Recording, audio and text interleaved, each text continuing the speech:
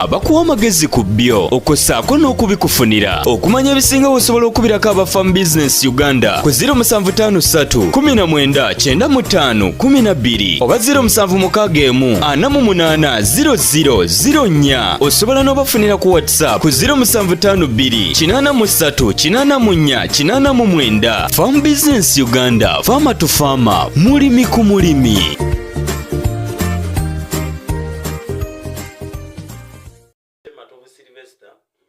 Musajja mulimi era sebo nakava kati mulimire jinja teri nkuba naye waffe bwe enkuba efudembye anti tetirero tetonyese etonye nyingi emayuge especially gatonyo na kulamba kubanze jembe nakava okutuka mu jinja ngera mona gakata so abantu etonyemu ya okay ndoze wafate ewamwe etonye ntono naye ate waffe etonedde ddala nyingi basebo ne banyabo ndi musajja mulimi ate ndi musajja mulunzi nenyumiriza nnyo mu kulima ate era n'okulunda nga ntambulamu ne Farm Business Uganda mu mbeera efaanako bwetyo ffe tugamba mulimi ku mulimi ate kwa kaseetonya tulwako ekyakye tugamba naye nga nsanyuse nnyo okubanga mbasinkanyeko mu puroguramu eno amakungula yesebo era tuli basanyufu nnyo tulina okukyazaako ku mayengo ga 2.1 ba OPFM endobozi y'obulokozi era tujja kuba tutambula niwe mpolampola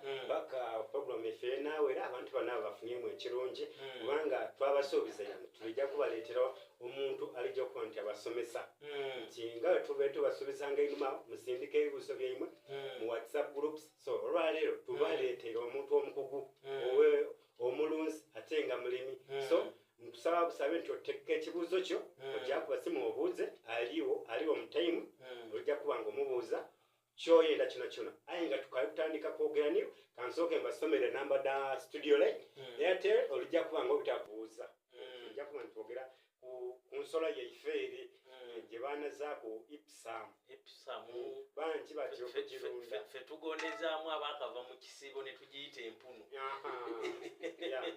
yesebo basebo ne banyaba abali ku online tuli mu jjinja tuli mu busoga so tebolaba nti tulikozesa olulimi luneeno ate nze sebo ndi muko wa busoga bwolokona kakati ndi muko wa busoga so bale tuli jjinja ye taata okay wenawo tuli kwogera ku bya kulunda embidi abantu byo balenga balindirira kubanga bali bakuba amasimu nti mutwiriremu okuwa saidi abo kigeze bulungi nti amaanyi gatokomoike enkuba etonyi nyingi kusinzira wetambuliddeko mu bifo ebyenjawulo kekana akadde kennyini omuntu okutuula n'akalira bulungi n'abeera nga tufuna waali ate abeere nga ategeera kiki kye tugenda okwogerako kyennyini lwaki omuntu alunda embizi ate asobola kuzirunda atya naddala mu kiseera kino ekyenkuba awe tuli wennyini okay basebo ne banyabo neyanzanya ekibuuzo ekyo waki omuntu yandirunze embizi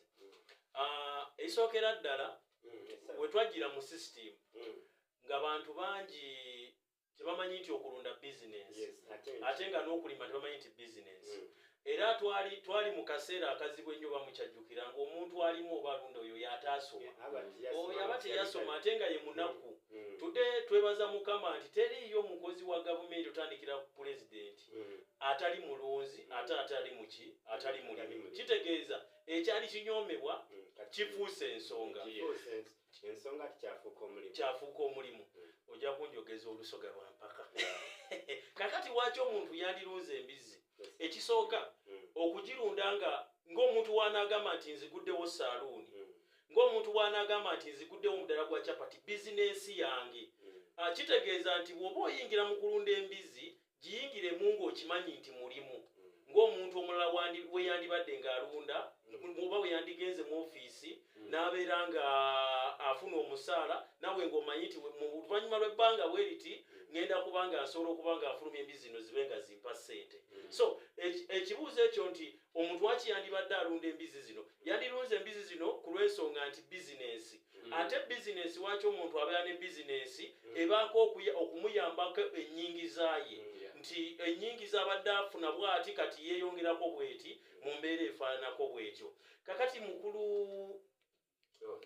kwagala yes mwami John n'omukulu Samuel abantu abasinga waki bakoze losi mu kulunda embizi Yes.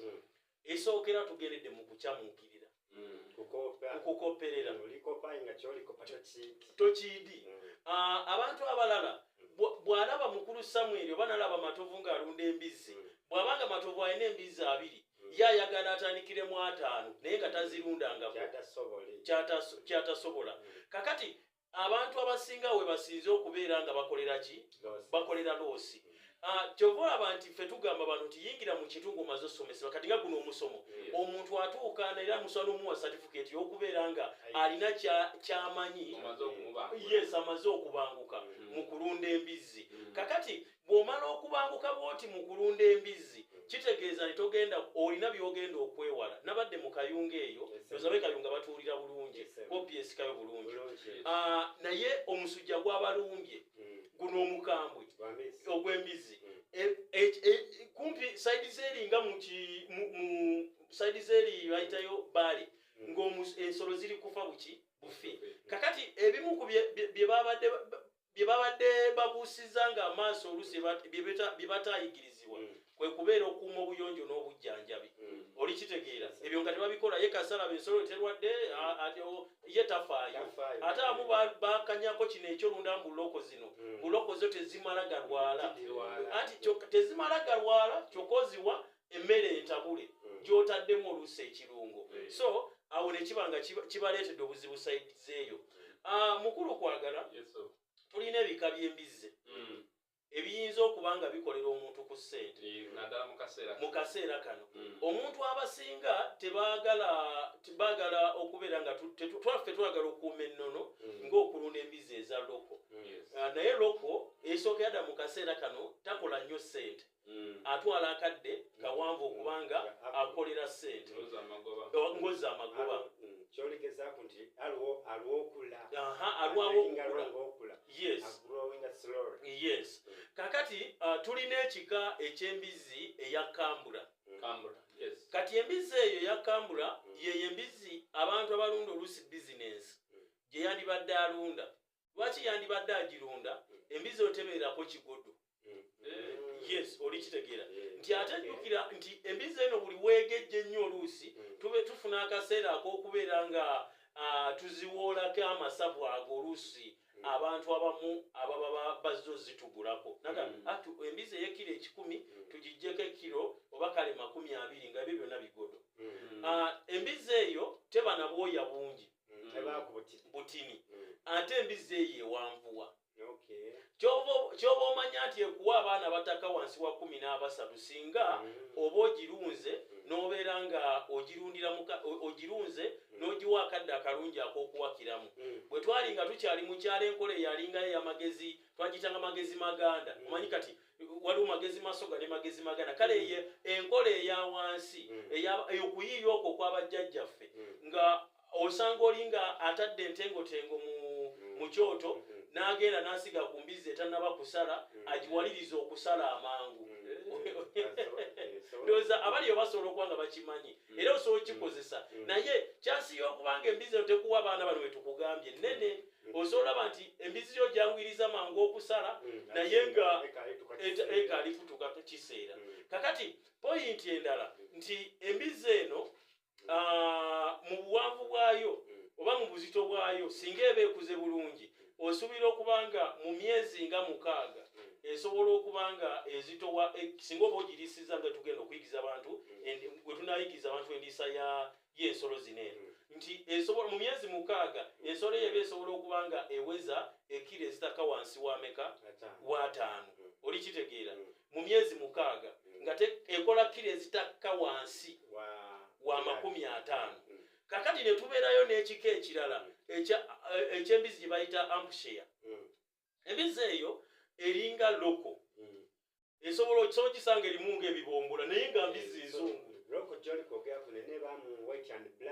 white and black era bamu we basanga ampushare eno asogiyita naye alunda loko naye nga mbizi musaayi mutabula oba mbizi nongooseemu kati so embizi eyo yo nayo yeegejja era esobola okuwa abaana bataka wansi wa 10 bwe banga ekuwadde abaana bataka wansi wa 10 kitegeeza oba oli mu bizinensi n'oba n'embizi zo nnya oba osobola okubeera nga ofunamu. Tulina embizzi endala gye bayita landrace. Embizzi eyo ebeerako amasavu. Yes, amasavu. Naye era nayo tesobola kuwa abaana bakka wansi w'abaana 10. Tekuwa abaana. Kati eri kambula gye nkugambye esobola okuwa abaana nga tebakka wansi wa 10. Esobola okuwa abaana 15 n'osanga 18 oli kitegeera. Ng'ebatuusizza. Kakati kambabuulireko point endala. Embizzi amabeere ganeeno g'erina. Embizzi yo gwali agirina. Amabeere ago g'erina wansi. Be baana beesobola okusitula. Kitegeeza bwe erina amabeere agawera 20. Teweekanga nnyonge embizzi eyo ekuwadde abaana 20. Kati abaana b'embizzi yo osobola okubabalira ku mabeere gano agagiriko. Oli kubanga ekitegeera. Nebanga kati wano tukuwa nti waka omanyi tulina ekintu kye tuyita mirako. Feni waffe mu bulokole. Kyekintu ekikuwa tokisuubira. Katonda yakikoze. Kati nze abantu abasinga wajja naŋŋamba nti embizzi yange ensubire kumpa abaana meka. Omugamba suubira okuwa abaana abatakka wansi oba katugeze wa 10. Kakati ogenda okola gye wamugamba nga emwadde abaana nga 15. Kati era wagiyita mirako. Katonda yakoledde mirako. Embizzi yange ez'abaana bameka. Naye ng'okimanyi nti amabeere gano agagiriko be baana beesobola okubeera ng'ekola ki? Ng'ekuzaalira. Kubanga buli bbeere tulibalira omwana omwomu. Kati singa embizzi ebeerako amabeere katugeze 15 oba 18 n'ekuwa abaana 3 oba 4 kitegeeza obeera oli muloosi. Era kino kyegendereze nti singa embizzi ebeera n'abaana oba 5 ogenda okulaba nga amabeere era nanti kinga tegasukka amabeere nga 6 oba 7 gali amala gaddayo. Tegasobola gonna kubeera nga galeeta amata. Gali amala ogolaba kino kizimbye kibabadde bafaako ennyo kati nga buno obulala amala gazzeeyo kyokka ng'embizzi ekola ki? Ng'embizzi eyonsa. Yes. Naawe nende okubugiza nti omuntu omulisa wange omulungi ali eyo mu kyalo wansi yandyenza okuba nti atandika projekiti eno yantandise n'ambidi imeka era yantandise n'ambidi kikaaki kijja kumukaluubiriza nti kirwalalwala. Nga sinaba kumalayo ndowooza kankimalirayo ddala wano mbadde tubadde tubagambye tusomye ku kika kya landrace. Kati waliwo n'ekika ekya rat white. Ne wabeerawo ne drok. Olwakwa drok ezo ozisanga mu faamu ng'eza gavumenti oba ezo eza namulongo ezo oli kubanga okitegeera ezo bwebanga osanze abakola mu gavumenti kyangu zikutuusaako oli kubanga okitegeera mu mbeera efaana naye ng'eyo drok wano si y'amaanyi nnyo mu bantu. Teri common nnyo mu bantu. Yes.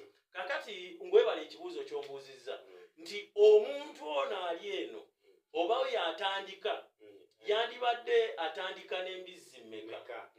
Basaba ne bannyabo kino ekibuuzo bakibuuliza ffe tujjudde amalala gatya mu bizinensi zonna twagala kukola kusinga na kwenkana. Ate tolina kola nti neighbor ali kulunda kino ze nanjireku.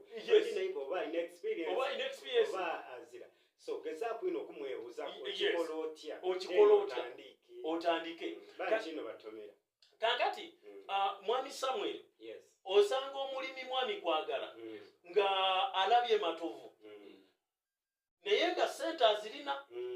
Oli kitegeera nga ne matovu sente zalina tezeekana mwami kwagala nga kwagala azirina sente nagamba kitegeeza ekitanya matovu tabya na faamu nene ya mbizzi butaba na sente. Kati nze wabanga ye ali mu bubizzi nga 5 nze 10 nkisobola ganda tukene 10 naye ensolo eno kino kyogera no ku muzindaalo nawe ojja kunjulira abantu 10 abalunda empunu oba embizzi abantu aba bebafuna mu mbizzi gendo kinoonyereza 95 bagwerera mu loosi babatiba bitegeera baba bigwako. Kakati omuntu nabakoka kubuulire mwami Samuel mwami kwagala asobola okubeera n'embizzi n'azirunda omwaka mulamba. Katonda n'amuyamba embizzi eyo n'agitunda emitwalo katugeze kale kyene nnyo 9 ntogedde kyenda ye alaba ezitowa naye kino kankikugambe kyebeekulidde kiba kinene. Ate ffe wano mu Afirika tetubala kye tuteekamu tubala kye tujjamu. Kati omuntu alaba ekyenda ekyo akiraba nga kingi nnyo naye embizzi ogirunda omwaka mulamba n'ogijjamu emitwalo 9 oyinza obutakitegeera naye yebeera loosi. Yes. Kakati basebo ne banyabo mukulu ambuziza ekibuuzo nti omuntu atandika yandibadde atandika n'embizzi nga mmeka. Ekituufu tewandisusse nnyo mbizi 3. Enkazi 2 n'ennume etya.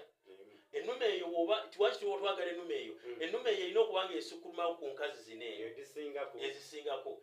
Embizzi zino waki tuzitandika nazo embizzi 3. Mpuliriza bulungi gwali ku 92.5 kikasonezemu OPFM. Eno ebanga okutandika ofuna experience. Oli kubanga okitegeera. Mwami Matovu gw'olaba si bwatyo bwe yatandika. Muntandikwa ate bano abasomesa abalala kankubuulira ekirala. Omuntu ayima ku YouTube oba ku TikTok namugamba zino embizi ziriwe zino embizi tamubuulidde na bizibu biri mu mbizi. Tulina n'obuzibu obuli mu bantu abatunda obulungo obulungo bw'ebisolo ebyo oba n'enkoko. Ye amaketinga kalungo ke akuwira ne wekakola naye gwe n'otatwala ddala kunoonyeza nti ekituufu ono kyaŋŋamba ekisoboka. Oli kubanga okitegeera. So omuntu eyandibadde atandika ekituufu tewandisusse embizi 3 ofune experience. Bakirunda batya. Oli kubanga okitegeera. Kati nekyasi n'obusobola bwe tulina mwami Samuel ne mwami Kwagala y'embeera ez'okubanga tulina fitina. Oli kubanga okitegeera. Okifunamu buzibu ki okujja okutambuuzaako n'oŋŋamba nti mwami Matovu okikola otya. Otuuse otya wano w'oli. Kati abasinga ayagala kuteekeko mpalana. Agambe uyu naye oluusi n'emyaka ayinza okuba ye musajja mukulu ng'alina gye yali akola mu kampuni ne bimulemerera. Oli kitega kati azayingira naye mukunda embizi. Mwebuzaako ntya akavubuka akato. Yes. Naye ono gw'onyooma alina experience. Munsonyiwa okujja ku mulamu akatono. Omusajja ajja gye ndi ng'alina ssente. Yali alunda yali alima nnyaanya mu biseera ebyo zaakubanga abantu. Olw'okuba yalina ssente ze yatandikiranga mu eka emu kwambuka. Ennyaanya ne zimukuba ne zimusuula wali eri.